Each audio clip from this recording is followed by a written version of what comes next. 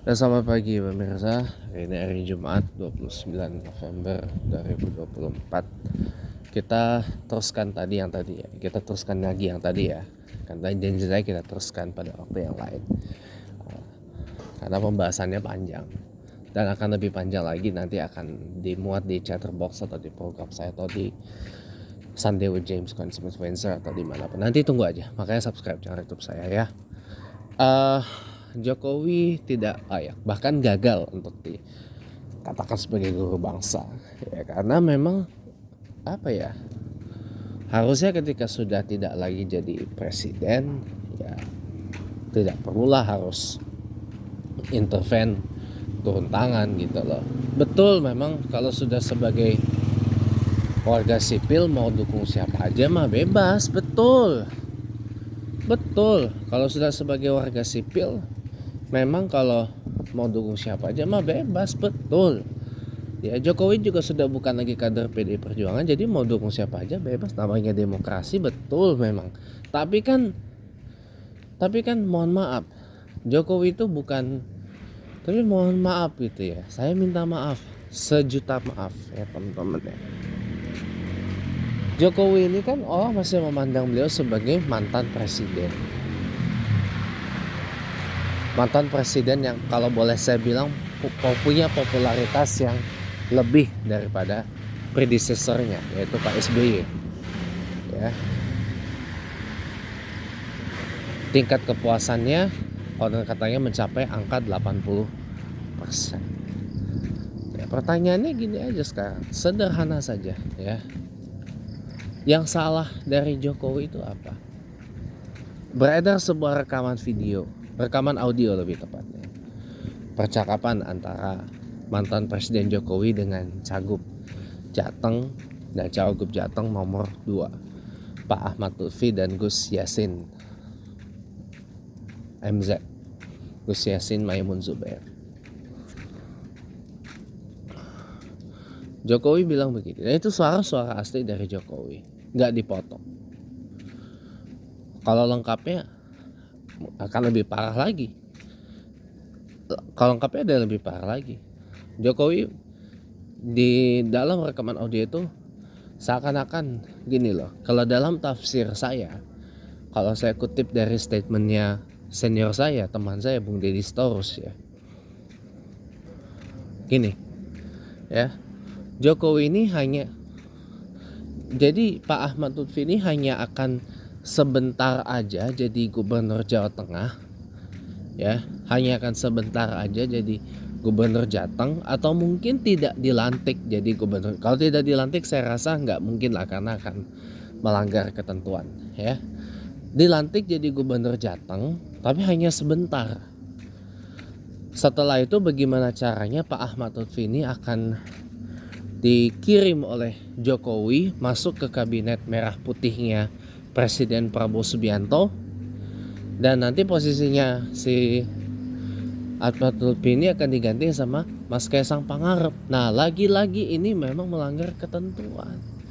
Kalau posisi gubernurnya kosong, yang mestinya naik kan wakilnya, bukan dia pasang orang lain. Gitu loh. Kan ini memang udah jelas-jelas melanggar ketentuan gitu loh.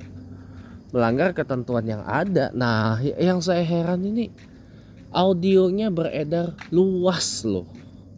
Berarti kubu sebelah sana nggak tahu lah itu apa mata-mata, atau memang dari kubu sebelah sana yang memang sedang mengalami friksi atau perpecahan, nggak solid gitu loh. Koalisi merah putihnya ini sedang nggak solid atau bagaimana, saya nggak tahu ya, karena ini bocor loh, luas. Harusnya private and confidential, secret and confidential ya, pribadi dan rahasia gitu kan, tapi ini bocor. Nah, ini yang membuat publik tuh jadi makin murka dengan Jokowi setelah kemarin memasangkan anaknya jadi cawapres hingga akhirnya jadi wakil presiden. Itu pun gegara dipepet sama Ibu Iriana ya, si Irianduk Dan negara si iri anduknya tersungging dengan ucapannya Megawati. Si Ade Armando bilang pilkada adalah pelajaran untuk menghentikan kesombongan PDI Perjuangan. PDIP sombongnya di mana goblok? Ya, PDIP itu sombongnya di mana goblok? Emang si Ade Armando ini semenjak dipukuli massal sama orang-orang di DPR otaknya jadi somplak. Apalagi semenjak nerima duit dari Permadi Arya si jahanam murtadin laknatullah itu. Ya, kenapa saya bilang Permadi Arya itu jahanam murtadin laknatullah? Pendukung Zionis. Ya, sama kayak si Keker, si Monique Keker. Iya. Tahu keker gak? Keker itu kan sebenarnya bahasa Betawinya kamera. Kan?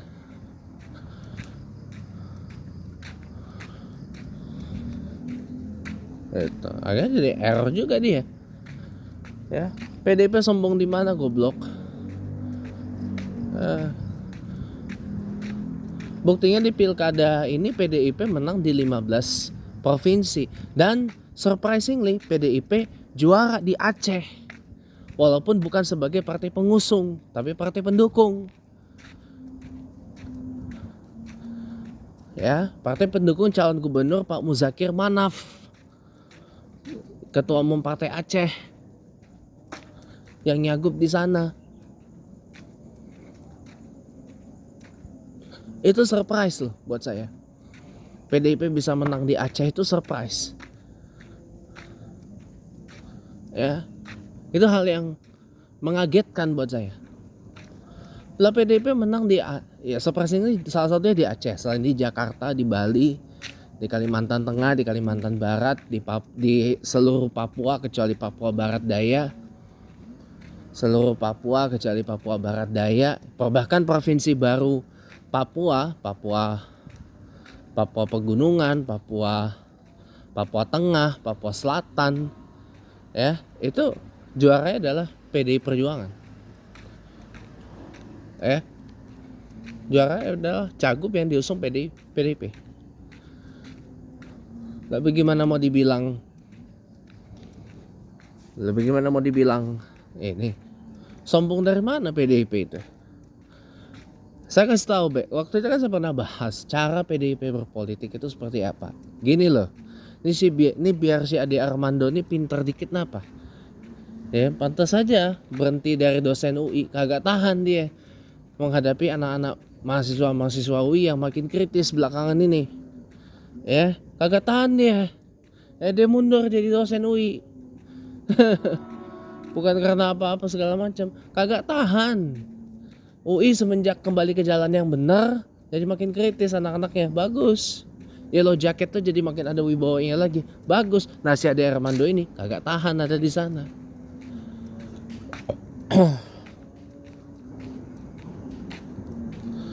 Harus tahu baik-baik ya.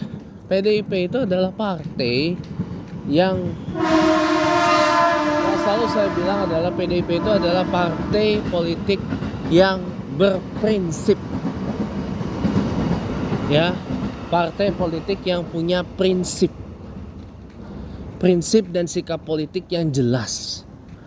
Orang kadang framing, Pak, PDIP atau Banteng tuh anunya korupsi apa segala macam. Semua partai ada korupsinya, goblok.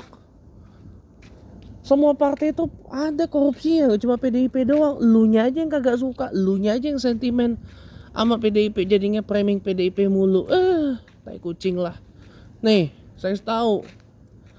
Ya, PDIP itu adalah partai yang punya prinsip, partai yang punya pendirian, partai yang tegas kalau menyangkut masalah sikap dan posisi politik. Kalau A artinya A, B artinya B, Z artinya Z, selesai. Selesai. Itu yang kemudian membuat saya jadi berencana bergabung dengan PDI Perjuangan pada waktu yang pas nanti. Ya. Ikut prosedur saya nanti bikin KTA PDIP. Kagak ada pakai calo ini itu apa segala macam. Enggak, saya ikut prosedur. Nanti pada waktunya nanti saya bergabung dengan PDI Perjuangan. Ya, jadi PDIP itu mendidik orang-orangnya tuh punya prinsip, punya politik yang punya marwah.